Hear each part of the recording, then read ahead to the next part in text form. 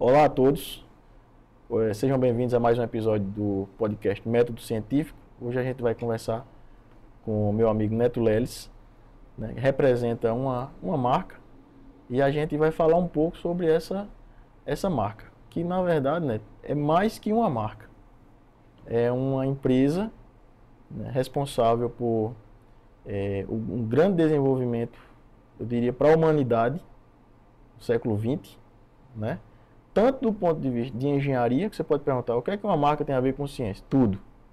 Porque ela tanto foi um divisor de águas na parte da engenharia, quanto na parte econômica, e eu diria na parte social. Certo? Neto vai se apresentar, ele é gerente comercial dessa marca aqui no estado da Paraíba. Neto, que marca é essa? Se apresente, por favor. Boa noite, Saulo. Boa noite a todos. Boa noite aos seguidores do Método Científico.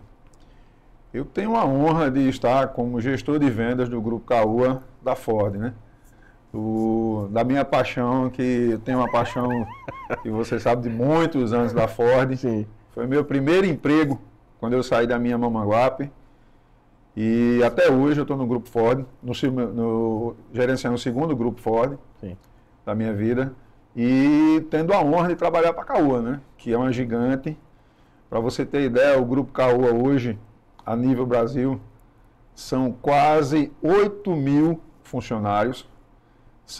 O grupo todo ele gira em torno de 150 lojas da Chery, Ford. Uhum. Temos 2 montadoras. Nós vendemos o que fabricamos aqui, montando no Brasil, no caso da Chery.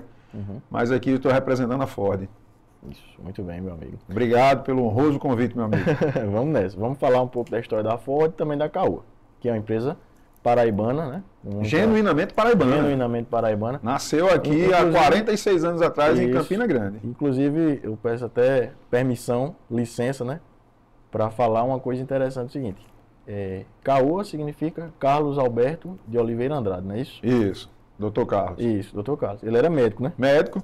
Coincidentemente, eu sou também. Eu não posso dizer que eu não tenho ele como digamos assim, não é... Mas talvez uma pessoa que você se inspire nela, né? Porque ele era médico. Inclusive, eu conheci colegas médicos que conviveram com ele na época que ele era médico. Quando eu fiz residência médica lá em Brasília, tinha um médico lá, um cirurgião do hospital que eu fiz residência, que foi contemporâneo dele em Campina Grande, mas que fez a vida lá em Brasília. E assim, não deixa de ser pra gente ele foi um empreendedor, foi um cara que acreditou no estado, acreditou no país e deixou um legado muito forte. Né? Doutor Carlos, eu costumo dizer que ele foi um visionário, né? Você sabe como foi que ele chegou à Ford? Ele foi na loja em Campina, ele morava em Campina, era médico, ele clinicava em Campina, sim, né? Que a maior paixão da vida dele foi a medicina, né? Ele disse que era um empresário, ele não era um médico empresário, era um empresário que era médico. Uhum. E ele foi comprar um Landau, na Vepel. Ele comprou o Landau, aí teve problema de entrega, a empresa na época lá não estava muito bem e não conseguiu entregar o carro. Aí ele começou a conversar, começou a conhecer a empresa e comprou a empresa. Comprou a Vepel. Uhum. Aí todo mundo disse, mas que você é médico, você vai largar a carreira? Eu disse, não, eu vou fazer as 2 coisas. Eu não deixo de ser médico, né? E foi um visionário. Ele olhou assim e disse, pronto, a minha Paraíba ainda era uma Paraíba pequena, né? Economicamente pequena. Isso foi na década de 70, né? Isso. E ele foi para São Paulo, onde juntou tudo que tinha, foi para São Paulo e comprou a primeira loja Ford dele fora da Paraíba, que foi a Paulo Ivel, que até hoje ainda tem lá na Ibirapuera. Uhum. Ainda é de vocês. É o QG Central. Para você ter ideia, lá é uma loja Ford embaixo e em cima são 5 andares de toda a administração do Grupo Caoa é lá na Paulo Ivel. Então lá é como se fosse a sede nacional. É a sede nacional do Grupo Caoa, de todas as marcas, de todas as bandeiras, da locadora Caoa, do consórcio Caoa, do Finance Caoa. Original em Campina Grande ainda existe? A loja original em Campina, ela está momentaneamente parada. Por quê? Porque quando foi oferecido ao Grupo Caoa vir para João Pessoa, e momentaneamente se parou a operação de Campina. teve que se fazer um investimento grande aqui em João Pessoa, de construir prédios, né? De montar todo o layout, de desbravar novamente o mercado. E momentaneamente ela está parada, mas nós trabalhamos em Campina. Hoje eu tenho uma vendedora em Campina, temos um especialista, porque eu vou dizer uma curiosidade do Grupo Caoa. O Grupo Caoa ele não tem vendedor de carro, ele tem especialista. Eu preciso tratar você, que é meu cliente, com um diferencial. Não só um diferencial de preço. Porque preço todo mundo pode oferecer preço. Nós vendemos qualidade. Você que conhece o grupo e conhece a Ford, você sabe que o nível dos carros Ford hoje são nível premium. Sim. Hoje a Caoa Ford João Pessoa, que não é mais Caoa Ford João Pessoa, e sim Caoa Ford Paraíba, genuinamente paraibana, com sangue paraibano correndo nos pistões, né? Que não corre óleo, corre sangue paraibano nos pistões dos motores. Graças a Deus conseguimos atingir o status Blue na Ford, que é categoria Premium. Hoje nós temos do Territory, a Raptor, que é a Ranger hoje preparada pela Ford Performance para ser um diferencial de mercado, que não tem um carro igual no mercado no mundo inteiro. E como também o Mustang, F-150, toda a linha Premium Ford, você encontra aqui na Caoa Ford João Pessoa ou na Caoa Ford Campina Grande, que nós, em breve, vai estar de vento em polpa, vai estar com a loja aberta. Isso para todo o estado da Paraíba, né? Todo o estado da Paraíba. E o Sertão? Qual é o projeto de vocês para o Sertão? Em breve aí, você já quer um spoiler, né? Em breve, se Deus quiser. Vamos explorar um pouquinho aqui. Se Deus quiser, andar à frente. A Ford iniciou suas atividades no início do século XX. Né? Henry Ford, ele nasceu numa fazenda no estado de Michigan, Estados Unidos, né? Região de Detroit. Isso. Né? Que até hoje ainda é a sede lá. A sede. Exatamente. A primeira planta da Ford foi em Dearborn, né? O berço do Fordismo. O berço do Fordismo, exatamente. Queria que você contasse um pouquinho dessa história pra gente aí. Ele iniciou suas atividades, montou aquela fábrica, foi tido como um visionário, talvez até um louco por pessoas da época. Como é que foi o surgimento da Ford? Não, na verdade, até os próprios irmãos dele ignoraram, né? Ele era de uma família que tinha um certo poder, era uma família abastada, de fazendeiros, tudo. Ele vendeu grande parte do que tinha para investir. Ele criou, o Henry Ford, ele criou não só o Fordismo, ele criou uma linha de produção. Isso. Né? Tanto que, no advento da Guerra Mundial, foi parada a linha de produção dos Ford T, que eram os Ford T da época, foi parada a linha de produção disso para ele produzir tanques. Isso. A Ford chegou a produzir tanque de guerra. E avião também. E avião também. Né? Um dos filhos, salvo me engano, não sei se era, acho que era filho dele, o primogênito dele, estava lutando no fronte e foi convidado, quando souberam quem era, retornou para a fábrica, porque tipo assim, a expertise dele de linha de produção era mais vantajoso, não é nem vantajoso a palavra, era mais bem aproveitado na linha de produção dos tanques e dos aviões do que com a arma na mão em punho. Isso. Essa história é interessante. O filho de Ford, Edsel Ford, exatamente, ele faleceu de forma prematura. Ele morreu com 40 anos de doença natural, por volta de 40 anos, 45 anos, nessa faixa aí. E a guerra estava no seu auge, no apogeu da guerra. E o próprio fundador, Henry Ford, já era mais idoso. E o neto, Henry Ford II, estava no fronte. O neto... Isso, o neto dele, verdade. O neto dele, estava no fronte. Era o primeiro neto. Exatamente, um jovem de 28 anos. Então, com o falecimento de Edsel Ford, que era quem estava à frente da empresa na época da guerra, e os Estados Unidos tinham um esforço de guerra, e aquela era a maior empresa, a maior linha de produção dos Estados Unidos na época, ou seja, a empresa que tinha a capacidade de entregar armas, tanques e até aviões. Eles produziram aviões também. Então, a morte de Edsel, o fundador volta à administração, só que o fundador, já muito idoso, não estava conseguindo, digamos assim, dar conta era um idoso, ele já era bastante idoso. Essa época aí eu quero crer que ele já tinha perto de 80 anos. Exatamente. Ele já era bastante idoso. Não sei precisar exatamente realmente a idade dele, mas ele já era bem idoso. Então o governo americano acabou preferindo trazer do front, repatriar o neto para assumir a empresa, né? E assim, digamos, soerguer aquela empresa que estava com aquele problema de sucessão pela morte prematura do filho dele, né? E ele conseguiu fazer isso. Ele soergueu a empresa, conseguiu dar conta do esforço de guerra, né? Inclusive produziu aviões bombardeiros, salvo engano, o bombardeiro B-24. Isso. Né? E 2 anos eles passaram, por volta de 2, 3 anos, que não produziram um veículo civil. Foi só arma, só tanque, só avião, só motor para o esforço de guerra, e os Estados Unidos ganharam a guerra. E diga-se de passagem, produz avião até hoje, né? É mesmo? Não sabia não. Nossos carros não são carros, são aeronaves, né? Não, mas a tecnologia embarcada é compatível com... Hoje a tecnologia embarcada dos nossos carros é excepcional. Exatamente. É um diferencial do mercado. E tem uma história interessante também que você deve conhecer, que é a da compra da Ferrari, né? Essa história quando a Ford tentou comprar a Ferrari na década de 60, inclusive foi com o próprio Henry Ford II. Isso. Né? Criou até um burburinho, uma certa celeuma entre eles. Exatamente, e não deu certo a compra, e foi aí que surgiu o Ford GT, o GT40. Porque quando o fundador da Ferrari desistiu de vender, criou uma disputa. O Enzo. Né? Isso, ele desistiu de vender a Ferrari, e aí o Henry Ford II falou o seguinte: vou fazer um carro para vencer sua Ferrari na sua casa, em Le Mans, no caso era Le Mans, né? As 24 horas de Le Mans. E mostrar que você não está com essa bola toda, não. E foi aí que surgiu o GT40. No terceiro, acho que, ano de disputa, a inovação, o desenvolvimento, eles conseguiram vencer. Mas e é um ícone até hoje, né? É um ícone até hoje. E venceu recentemente, né? Há uns, acho que 2, 3 anos atrás, eles venceram novamente. Isso, é um ícone até hoje. As 24 horas de Le Mans.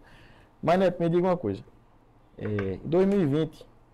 veio a notícia de que a Ford estaria saindo do Brasil, né? O que é que realmente aconteceu? Ela saiu realmente do Brasil? Como é que foi aquela história? Por que que ela fechou a produção no Brasil? Qual é a verdade sobre a saída da Ford, a saída da produção? E a gente percebe que ela ainda está bem presente agora, você está aqui, né? Com a força voltando, nunca parou de ter essa força. O que é que aconteceu de lá para cá? Situe a gente aí. Saulo, o que aconteceu com a Ford foi, na verdade, ela não saiu do Brasil. A Ford hoje está mais presente no Brasil do que nunca. Ela simplesmente parou a linha de produção, que infelizmente era uma linha que não deixava rentabilidade, que era a linha dos carros populares. Infelizmente hoje nós vivemos numa carga tributária que é gigantesca. Se produzir no Brasil hoje é quase que uma tarefa hercúlea, é negócio para você pensar 2 vezes. O que foi que a Ford fez? Ela sempre foi importadora.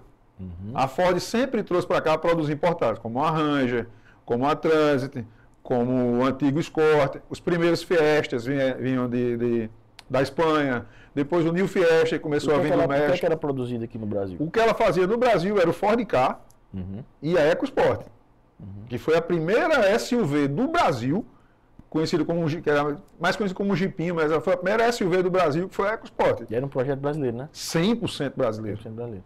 E quase 80% dos engenheiros, todos nordestinos. E foi um sucesso estrondoso. Camaçari, na Bahia, né? Em Camaçari, na Bahia. Aí a Ford construiu a fábrica de Camaçari, que à época era a fábrica mais robotizada do mundo. Eram 520 robôs na linha de produção do Ford Ka e da EcoSport. Mas, infelizmente, por questões de mercado, questões tributárias, começou a se ficar uma produção que ficava muito cara. Muito cara. E foi um ato corajoso, um ato visionário. Se você for olhar o mercado hoje, o mercado resume-se a 3 tipos de carro. SUVs, picapes médias, picapes maiores e sedãs de luxo, que são as marcas mais premium, que isso aí são marcas que são arregadas no Brasil, que é a BMW, a Audi, a Mercedes, a Jaguar, a Bentley, que vem importado para o Brasil. Essas marcas são importadoras também. O Brasil hoje, são poucos carros que são produzidos no Brasil. O Brasil é um dos maiores mercados consumidores de carro importado do mundo, cara. Se você olhar hoje, posso até errar, mas de 70% a 75% dos carros comercializados no Brasil são todos importados. Hoje nós temos na linha Ford. Outras marcas saíram também, ou estão pensando, e não houve esse murmurinho todo, né? Não houve por quê? Saiu não, fecharam a produção, né? Não houve por quê? De certo modo, eu acho que a Ford pecou numa coisa. Ela poderia ter colocado a cara, tipo assim, no horário de um jornal nacional desse da vida, dizer, ó, nós não estamos saindo do Brasil, nós estamos fazendo um realinhamento de produção, nós sempre fomos importadora, nós sempre trouxemos carro na nossa linha importada do Brasil e nós vamos trabalhar com a linha importada premium, ponto. Eu não sei qual foi a metodologia, a tática de marketing da Ford americana, porque essa foi uma determinação que veio de cima para baixo, de Detroit para o Brasil, mas a nível de produto, hoje, a linha Ford é uma linha de excelência. O que foi que aconteceu com a fábrica?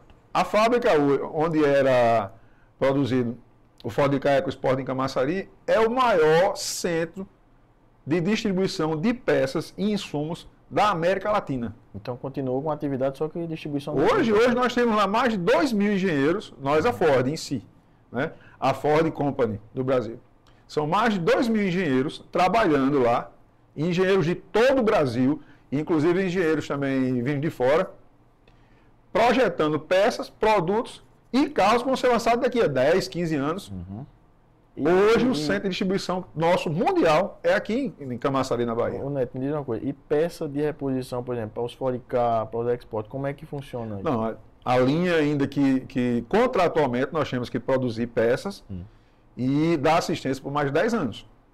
Da data que saiu, 10 anos para frente. Porque eu posso... da data de fabricação do carro, né? Da data de fabricação do carro. Não é da data que a Ford... Não, da data de fabricação do último Ford Ka entregue e da última Export. Então, porque você não pode deixar o seu cliente desamparado. Sim, 2030, né? Não só os clientes, mas a Ford abastece todas as autopeças. Sim, as autopeças... que não são, digamos que assim... não são linha Ford, que não são autorizadas Ford. Autorizada. Isso. Entendi. O cara consegue a peça lá para o... Mercado varejo. Mercado varejista de peças. Quando precisa de uma peça, ele nos procura, nós fornecemos, nós temos linha de peças para isso. Entendi. E para os carros novos, para linhas novas, aí é que está de vento em popa. Como é que está a produção da Ford hoje na América do Sul? Na América do Sul, hoje, nós temos... a produção está concentrada?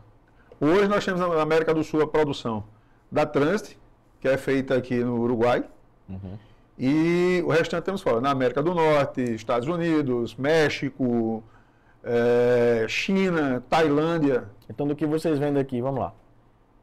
A Transit é produzida no Uruguai. A produzida no Uruguai. Por quê? Hoje nós mandamos 95%, a Ford em si, manda 95% das peças da Transit para o Uruguai, monta na fábrica, e traz para o Brasil. E traz para o Brasil. Questão tributária. É só questão... Só monta lá e traz para cá. Consumimos 5% de peças no país de montagem, porque é contratual, é lei, e trazemos o carro para cá. Ou seja, o carro é feito aqui, só que montado lá. Vai em caixotes para lá e volta inteiro. Lá monta o Lego e traz para cá. Vai em caixotes e volta inteiro. E volta inteiro. A Ranger é produzida na Argentina. No Pacheco. Na fábrica de lá, Pacheco, né? Isso. Isso. Eu conheci essa fábrica, é excepcional.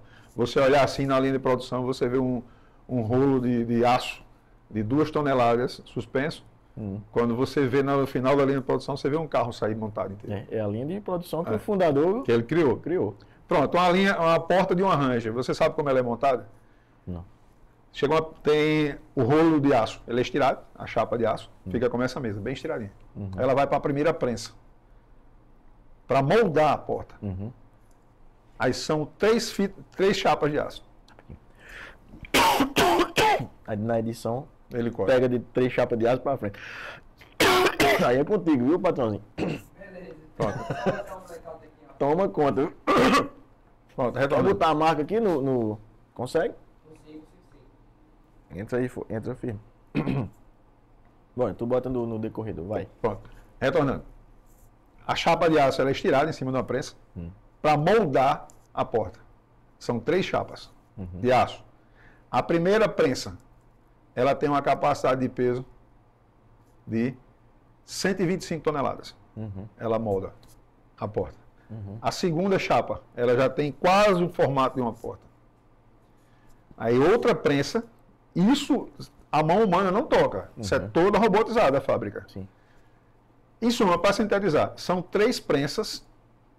Na última prensa, ela chega a ter aplicado uma força em cima da chapa de aço de quase 500 toneladas. As chapas, elas se moldam na pressão, no aperto, como diz a história. O metal se funde, né? O metal se funde.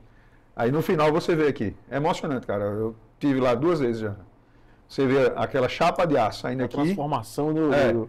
E a 100 metros você vê uma porta, um robô pega com um gancho, levanta, você vê uma porta pronta. Inclusive com as furações. Pegou tua fala completa. Na edição a gente... Lá vai, viu?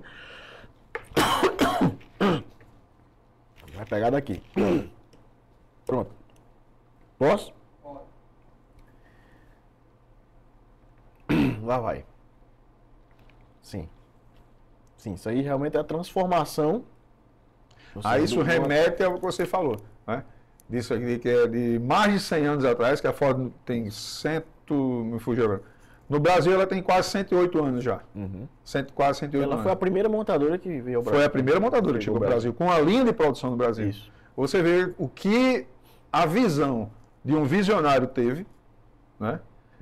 Isso. Há 100 anos, há um século, mais de um século atrás, de uma linha de produção, que hoje você vislumbra, como a fábrica que nós temos em Camaçari, que eram 520 robôs, que fazem soldas milimétricas, vai do aço bruto ao carro pronto. Ao formato do carro. Ao carro pronto. A mão humana entra onde? Para colocar um estofado, para fazer a ligação dos fios. Você vê a carroceria, você vê o chassi e toda a parte mecânica do carro. Aí ela se funde. Aí a mão humana só no final. Ou seja, mas aquilo ali foi vislumbrado. A filosofia do processo continua a mesma, né? A mesma. A linha de produção. Inclusive, essa filosofia que ele desenvolveu no início do século XX, no início dos anos 1900, proporcionou não só que a Ford conseguisse vender, produzir os produtos, produzir os carros e vender para a população em geral, né? Porque proporcionou a produção em massa, mas que os outros setores da indústria também o fizessem. Isso. Então, virou uma cadeia produtiva. Uma cadeia produtiva, exatamente. Então, virou na uma cadeia verdade, produtiva. ele acabou, Henry Ford acabou criando uma nova revolução industrial. Né? Ele acabou criando uma nova revolução industrial. A linha de montagem acabou trazendo a viabilidade da produção. Saulo, eu me atrevo a dizer que ele foi o precursor de uma revolução industrial muito à frente do seu tempo. Isso, exatamente. Um negócio que foi idealizado que há 100 anos, 110 anos atrás, no século passado, que hoje é a qualquer luxo, não é nem a qualquer luxo. Um negócio que foi vislumbrado há mais de 100 anos, há um século atrás, ainda perdura hoje como a tendência normal, como regra, como expertise de hoje. Isso. Como se fosse os processos foram aprimorados. Lógico, mas tem a regra é a mesma. A automação, o aprimoramento de produção, o embasamento de linha de produção, de você pegar um carro hoje, você testar numa câmara de vento hoje, com um ventilador, um gerador que chega até 120, 130 km por hora de vento, para ver a aerodinâmica do carro.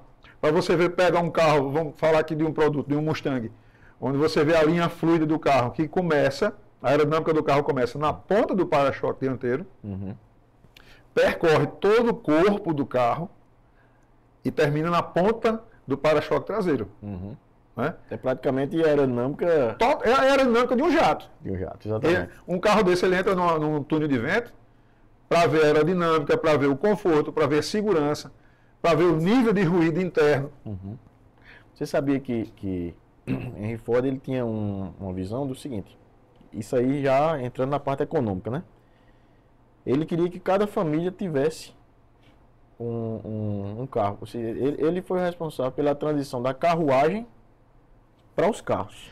Eu acho que eu tenho certeza que na cabeça dele ele disse assim, por que só os abastados poderiam ter um carro? Exatamente isso. Então a linha de montagem, né, conseguiu fazer com que houvesse viabilidade econômica. Ou seja, então ele conseguiu que o custo de produção fosse viável para as pessoas comuns. Né? Foi bom para ele, porque vendeu muito. Isso. Mas foi bom para a sociedade que comprou. Mas você sabia que nos primeiros anos da linha de produção quase não vendeu? A mudança foi muito forte na época, né? A mudança de cultura, né? Então as pessoas porque qual era a cultura? Era uma carruagem puxada por um cavalo. Um cavalo, isso, exatamente. Aí você vê um carro movido a combustão, com a manivelazinha na frente para ignição, né?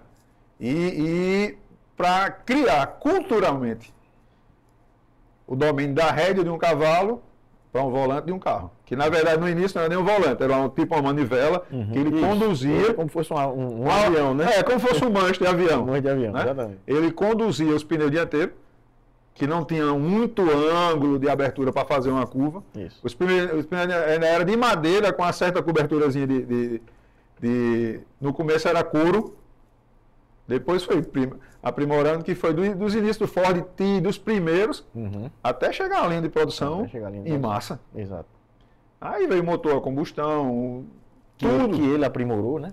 Isso. A combustão, que antes era máquina a vapor. Máquina a vapor. Isso. Na Europa já tinha sido criado o motor a combustão, né? Foi criado na Europa. Agora, a capacidade de colocar isso, agregar o motor à produção, numa produção em série, que fosse viável vender para as pessoas, né, para aquilo ser massificado, isso aí foi em Ford. Não, e sem falar que né, era uma tecnologia de vanguarda, né, uma tecnologia assim, tipo coisa do outro mundo, e como adequar a um custo de produção que se tivesse acesso não só os barões do café, naquela época era muito forte, barões da pecuária, principalmente naquela área de Detroit, puxando para o Texas, os grandes latifundiários, os senhores de escravos que ainda tinha, né?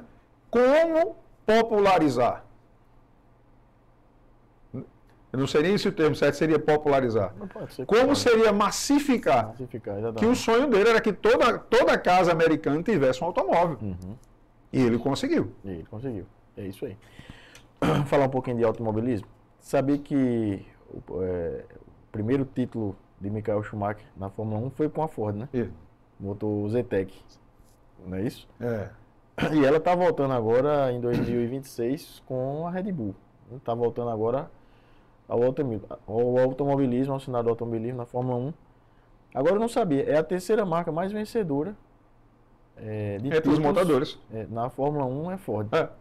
Motores Ford, né? Agora, o destaque é o seguinte, ela saiu... É uma briga grande, Ford, Mercedes, Ford. Isso, porque a Ferrari nunca saiu, é a maior vencedora. Mas ela sempre esteve, desde o início. Né? Ela nunca teve um intervalo.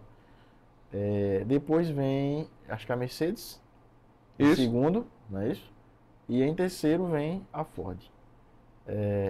E agora a Ford volta... É porque na Fórmula 1, não só na Fórmula 1, como nas Fórmulas, existe o campeonato de marcas e os campeonatos de pilotos e existem das montadoras também, que são os fornecedores de peças. Isso. Né? Que a equipe Delta, a equipe YGH, ela usa que motores? Ela usa motores Mercedes, ela usa motores Ford. Fornece um motor em si. Isso. Quem ganhou foi na Fórmula Racing foi a equipe tal. Mas no campeonato de construtores, a Ford é uma das que mais fornecem motores. Sim, exatamente. Inclusive ela tinha uma parceria com uma empresa chamada Cosworth. Né? Ela comprou essa empresa. Então, Ford Cosworth. Inclusive Senna correu com o motor Ford, né? Em 93. Isso. Salvo engano. Ele foi um dos últimos motores que ele correu na McLaren. Foi o motor Ford. A Ford ela é tão abrangente que ela chegou a ser dona da Mazda, da Lincoln, várias marcas por todo o mundo. E no Brasil ela criou um carro que até hoje ele não tem concorrente, que é o Troller. Que é o Troller, exatamente. Criado no asfalto, nascido no asfalto e criado na trilha, que era o slogan do Troller. A Troller pertencia à Ford, né? Pertencia à Ford. Foi fechada, né? Ela descontinuou a produção da Ford, do Troller, quando ela decidiu. Na verdade, o Troller era uma empresa cearense, de 2 irmãos. Mas era um carro que era produzido em quase que... produzido não era artesanal. A Ford comprou. Aí a Ford comprou e montou a linha de produção do Troller. A Ford foi lá atrás, produziu o carro artesanal. Aí a Ford comprou. Aí quando a Ford resolveu não produzir no Brasil, ela parou também com a produção do Troller. E hoje é um dos carros mais procurados no mercado. Né? O índice de valorização de Troller no mercado é coisa absurda. Restrito. É a mecânica da Ranger, né? O motor da Ranger. Tudo da Ranger, motor 3.2. Chassi, tudo. Me diga uma coisa, Neto. O cara quiser comprar um carro da Ford lá no interiorzinho, lá na cidade, no extremo da Paraíba. Lá em Cabaceiras. Pronto. Consegue? Consegue. O que é que ele precisa fazer para isso? Só basta ligar. Nós temos um atendimento hoje que é preconizado pela CAOA, não só para a Ford, mas é uma diretriz CAOA para todo o grupo, o atendimento personalizado, aquele atendimento olho no olho. Neto, você consegue fazer um test drive para um cliente, atender um cliente em Catolé do Rocha, só dizer a hora. Você tem aqui para isso? Tem. É mesmo? Vocês vão em Catolé do Rocha? Aonde o meu cliente tiver, meu especialista vai. Seja para levar o carro para ele conhecer, para ele fazer um test drive, para fazer a avaliação. Nós fazemos a avaliação de carro em domicílio. Eu entrego o seu carro em domicílio, aonde você quiser, na Paraíba. Lhe atendo aonde, em qualquer parte da Paraíba, nós vamos lhe atender. Uhum. Muito bem. Nós não ficamos restritos a manutenção. A antessala da loja, não. Uhum. A nossa loja, o nosso tempo é onde meu cliente está. Manutenção. Então, você compra um carro, o carro está lá no sertão. Nós fazemos em Campina. Manutenção em Campina. Faço. Hoje nós temos uma consultora de vendas em Campina, um especialista de vendas. Uhum. Temos também consultores para revisão em Campina, só não fazemos funilaria, que é a pintura. Aqui já pensou? Fazemos aqui. Ok, entendi. Muito bem. Neto, meu cara, eu estou comprando uma Ranger com você, você faz a revisão em Campina? Faço. Tranquilamente, na hora que você precisar. Não consigo fazer. Tipo assim, você faz em Catolé do Rocha a revisão? Não, eu não posso fazer lá. Por quê? Porque eu tenho que fazer dentro do ambiente monitorado pela Ford, por profissionais treinados. Os mecânicos da CAOA Ford Paraíba, são treinados na fábrica da Ford. Uhum. Todos os nossos mecânicos têm certificação ASE. O que é a certificação ASE? É um cara que ele trabalha de um Ford Ka que saiu de linha ao Mustang. Uhum. Nós temos especialistas para cuidar de toda a linha Ford. Acredito que o ferramental é específico, né? Também. Tudo. Ou seja, o cara não chega numa oficina aqui no... Para você ter ideia, nós fazemos revisões aqui, pronto, eu estou na loja hoje com um Mustang de um cliente de Alagoas. Está fazendo aqui? Ele faz conosco. Lá em Alagoas não tem? Tem, mas ele fez com a primeira revisão com a gente como passante e gostou tanto. Que vem fazer isso. E a Ford hoje, junto com a CAOA tem um serviço chamado Leve e Trás. Uhum. O que é o serviço Leve e Trás? Eu tenho que viver o tempo do meu cliente, seja na venda do carro, como no pós-venda. Porque quem vende o segundo carro para mim, Saulo, não são meus consultores, é o meu pós-venda. Uhum. Meu pós-venda, ele pode... O cliente vem para o familiar, para o amigo... Não, e o meu consultor de pós-venda, ele é meu segundo vendedor. Uhum. Quando você leva o seu carro para revisão, que você é atendido por um especialista, eu digo que aquele é meu segundo vendedor. Porque não adianta você chegar na loja, você sentar com um consultor meu, com o Tiago, com a Bárbara, com a Raíssa, com a Bruna, e depois sentar comigo, beleza, deu tudo certo, comprei minha caminhonete, comprei meu Mustang, comprei meu território, sai feliz e na hora que você precisar, sai com um sonho realizado e na hora que você precisar do meu pós-venda, você tem um pesadelo. Uhum. Exatamente. Você não retorna. Já dá uma decepção ali, né? Já. Aí o que é o serviço Leve e Trás? A revisão do meu carro vai ser terça-feira, cara, mas eu estou no consultório, estou meio apertado. Eu mando buscar o carro. Vai uma equipe nossa, identificado anteriormente, o senhor vai receber um zapzinho. Quem é a pessoa que vai buscar o carro? Eu pego o seu carro, levo para a loja. É feita a revisão. Naquele momento, entregou a chave, já é responsabilidade de você. É nossa. Eu levo o seu carro para a loja, é feita a revisão do seu carro, é feita a higienização total do carro, inclusive contra bactérias, o mesmo cuidado que a gente tinha na pandemia, a gente mantém hoje. E o carro é devolvido para você, sem custo extra. Eu acho que a tendência de vocês é expandir para o sertão. Por quê? Porque quando houve a transição aqui do antigo representante, né, que não continuou depois dessa mudança, então eu me lembro que no outro dia que fechou a empresa, que representava antes, vocês já colocaram ali eu não tava adesivo, manutenção. Isso, eu não tava no grupo Caoa nesse tempo, eu estava no outro grupo. Mas eu acompanhei de perto. Como começou em Campina Grande. Começou com Campina. Manutenção, 2 carros ali no salão, e hoje a gente já vê que a estrutura aqui hoje a nossa loja está bem equipada, graças a Deus. Já bombou. E ainda estamos terminando a reforma para melhor atender. Isso, aí agora você está fazendo lá em Campina Grande a mesma coisa. Já tem vendas e já tem manutenção, pós-venda. Então acredito que a tendência aí nos próximos, talvez, 2, 3 anos é sertão. Mas se eu não cuidar da minha casa, a pessoa cuida. Exatamente. A minha intenção, lógico, amparado pela vontade dos diretores, é que a Paraíba seja Ford mais do que já é. Isso aí. Por quê? Porque, como eu disse antes, nos motores da Ford, da Caoa Ford Paraíba, corre sangue paraibano, genuinamente paraibano. E meu amigo. Há 45 anos atrás, um cara que era médico, que já tinha se estabelecido na vida, recém-formado, mas já tinha se estabelecido na vida. Estava com a vida ganha. Isso, estava com a vida ganha. Não ficou quieto. Estava na sombra, né?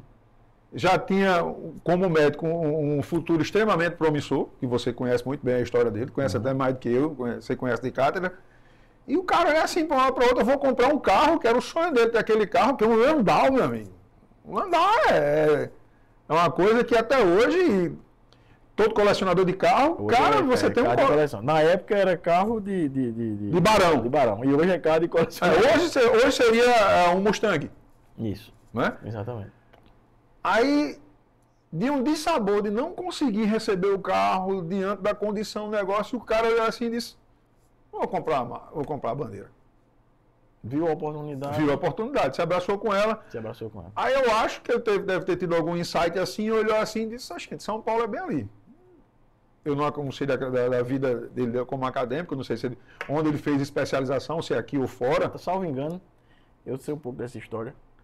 Não sei se ele clinicou antes em São Paulo. Eu pesquisei um pouquinho dessa história aí. Foi o seguinte: se eu não me engano, ele conseguiu gerir tão bem a Ford em Campina Grande, né? Que a própria Ford Brasil, quando tinha uma concessionária que estava meio mal das pernas, perguntava a ele se ele não queria assumir aquela concessionária. Salvo engano, ele assumiu primeiro em Pernambuco. Ele assumiu a primeira loja Ford fora da Paraíba foi a Paulo São Paulo. Que é no Ibirapuera. Pronto, mas fazendo com o nosso diretor, com o Roberto Kovacs, que hoje é diretor nacional do grupo inteiro, o primeiro, veja só, isso há 40 anos atrás, o primeiro comercial televisivo de carro, cara. Vanguarda, né? De vanguarda. Há 40 anos atrás, mostrando o Escort, mostrando os carros lá com preço. E nessa época, os carros eram milhões. Milhões, porque a inflação era muito alta, né? Era chamado de milhões. Tinha um GT, salvo me engano, um Escort, que era 1 bilhão tem que ser um bilionário. Mas você vê o vanguardismo disso, né? De fazer uma propaganda com um vendedor da loja, que o Roberto nessa época era vendedor, o Kovacs, era vendedor na loja com 23 anos de idade. Essa semana ele completou simplesmente 40 anos de Caoa. Ele chegou... Fez carreira dentro do grupo, né? Ele foi contratado por pro Dr. Carlos para ser o vendedor da Paulivel. Uhum. Tanto que né, nesse vídeo lá, todo mundo de paletó, bem elegante. E ele chegou de vendedor a diretor nacional do grupo. Uhum. Aí você vê o vanguardismo Sim. de se investir numa propaganda de televisão há 40 anos atrás. Isso aí. Eu me lembro que ele falou Dr. Carlos, né, no caso, nessa entrevista, que ele falou que só vou ver a empresa. Aí ele chegou lá cedo, o pessoal da Ford lá, ele disse que nesse só vou ver 1h da tarde, Já era o dono. a loja estava comprada. Tava comprado. Neto, meu amigo, eu queria que você